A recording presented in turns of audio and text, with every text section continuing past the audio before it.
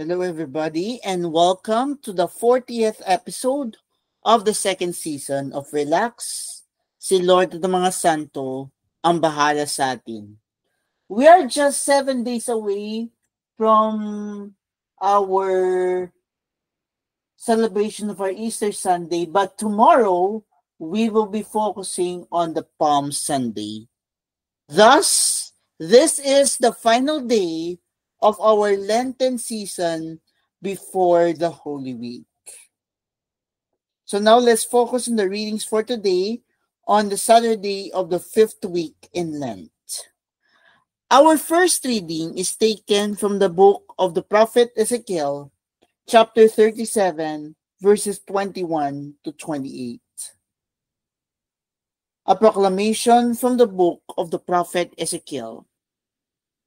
Thus says the Lord God, I will take the children of Israel from among the nations to which they have come, and gather them from all sides to bring them back to their land. I will make them one nation upon the land in the mountains of Israel, and there shall be one prince for them all. Never again shall they be two nations, and never again shall they be divided into two kingdoms. No longer shall they defile themselves with their idols, their abominations, and all their transgressions. I will deliver them from all their sins of apostasy, and cleanse them so that they may be my people, and I may be their God.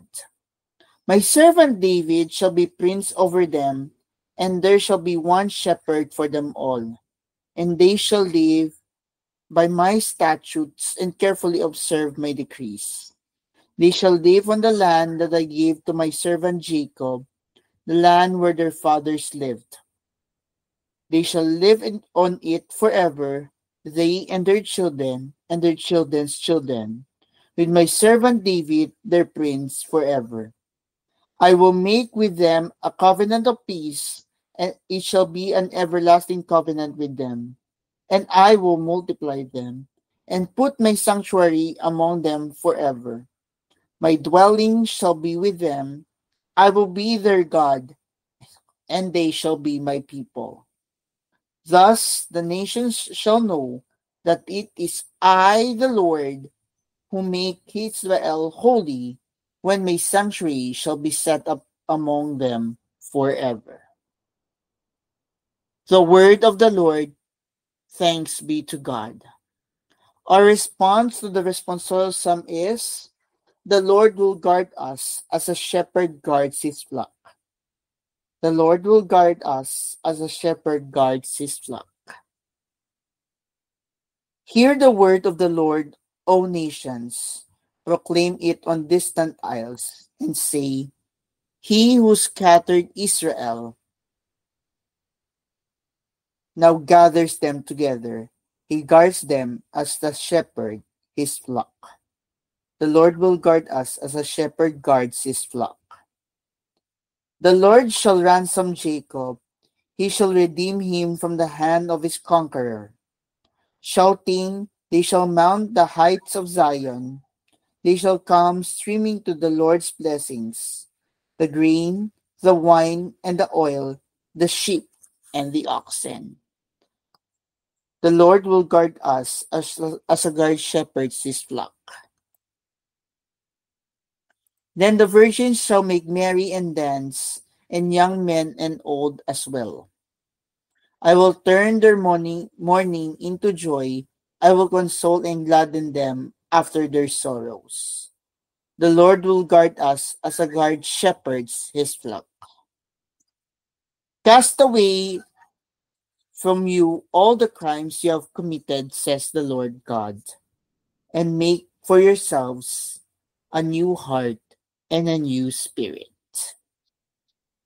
Now let's turn ourselves into the gospel for today, taken from the Gospel of John, chapter 11, verses 45 to 56. A proclamation from the Holy Gospel according to John. Glory to you, O Lord. Many of the Jews who had come to Mary and seen what Jesus had done began to believe in him. But some of them went to the Pharisees and told them what Jesus had done. So the chief priests and the Pharisees convened the Sanhedrin and said, "What are we going to do?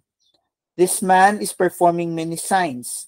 If we leave him alone, all will believe in him, and the Romans will come and take away both our land and our nation."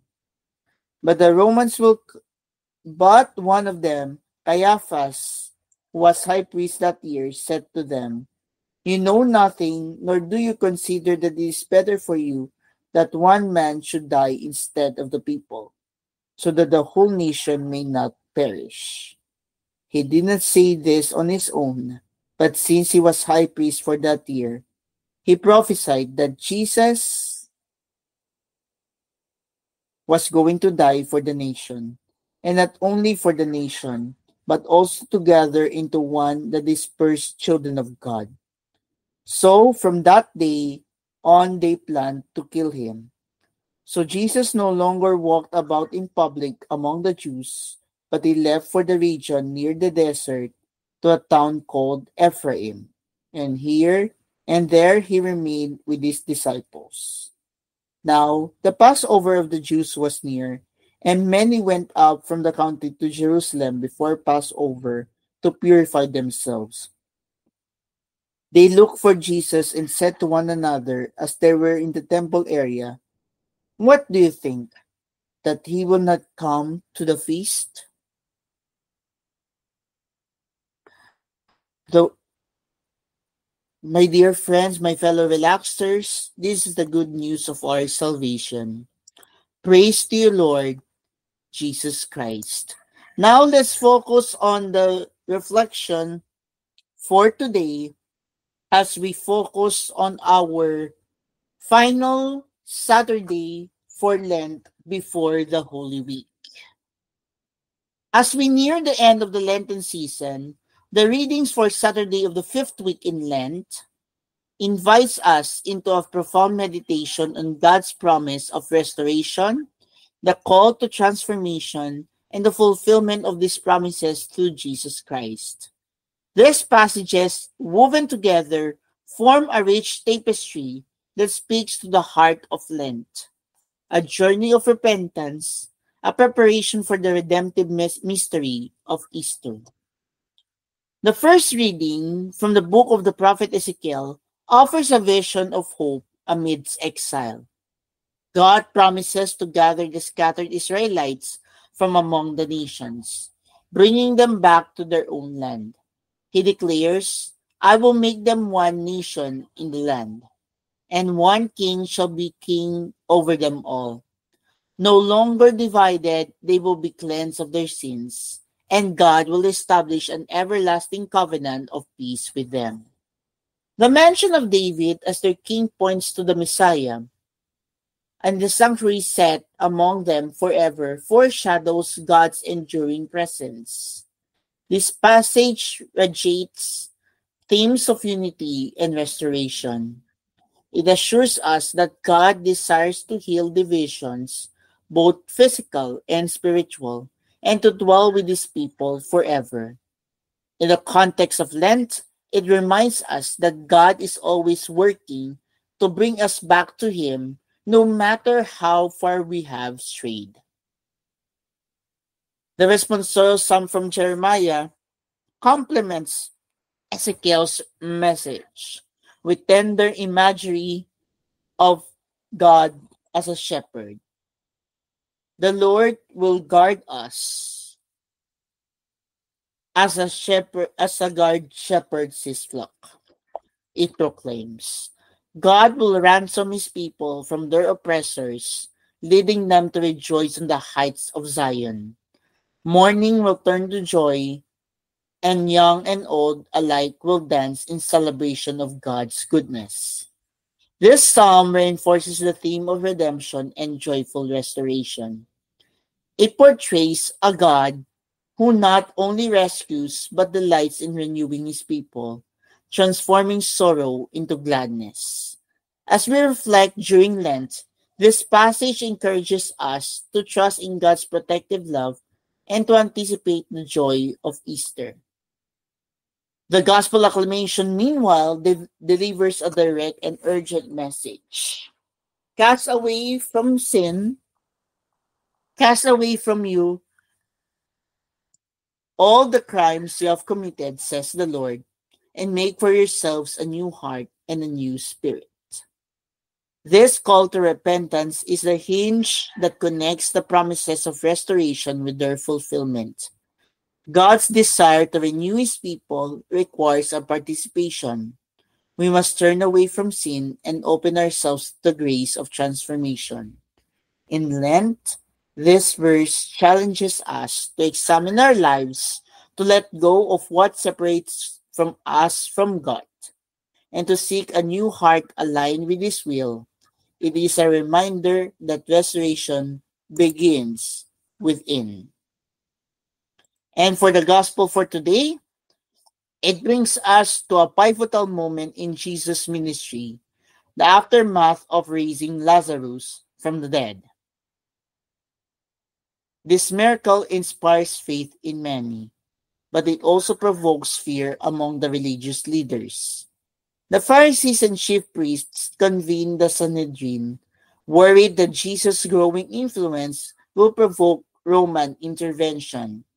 Caiaphas, the high priest, declares, "It is better for you that one man should die instead of the people, so that the whole nation may not perish."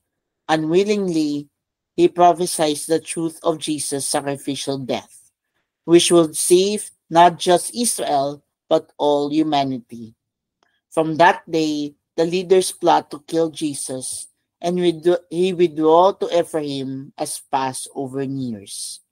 This passage reveals the tension between divine purpose and human resilience.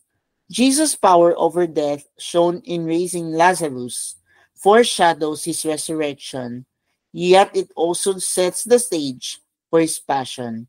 Caiaphas' words meant politically unveil God's redemptive plan. Jesus' death will unite and restore God's people across all nations. For us in Lent, this gospel points to the cross as the means of our salvation, urging us to reflect on the cost of the everlasting covenant promised in Ezekiel. Weaving the threads together, these readings form a cohesive narrative of God's fidelity and love. Ezekiel and Jeremiah proclaim a future of unity, peace, and joy fulfilled in Christ, the Shepherd and King. The call to repentance in Ezekiel, in the first reading, or in the Gospel acclamation, bridges the Old Testament promises with the New Testament reality, emphasizing our role in God's plan. In John's Gospel, Jesus embodies these promises, but his path to restoration passes through suffering and death, a path we commemorate in Holy Week. Lent is a season of reflection, repentance, and hope. These readings invite us to see ourselves in the scattered Israelites, longing for unity and renewal. They call us to cast away sin, as Ezekiel urges, and to prepare for the new life Jesus offers through his sacrifice. The opposition Jesus faces reminds us that redemption is not without cost. Yet it is through the cross that God's promises are fully realized.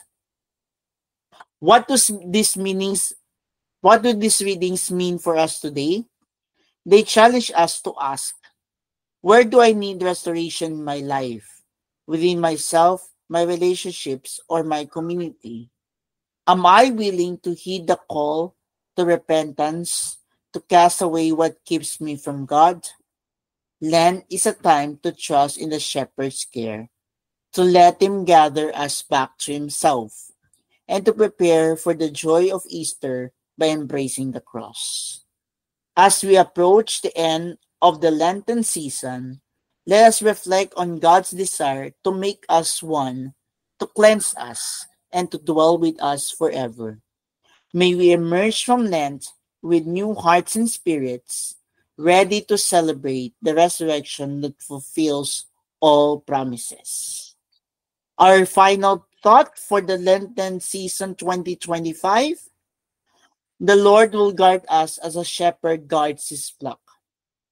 In these final days of Lenten season, let us rest in this assurance, repent sincerely, and look forward to the restoration and joy that Easter brings through Christ's victory over sin and death.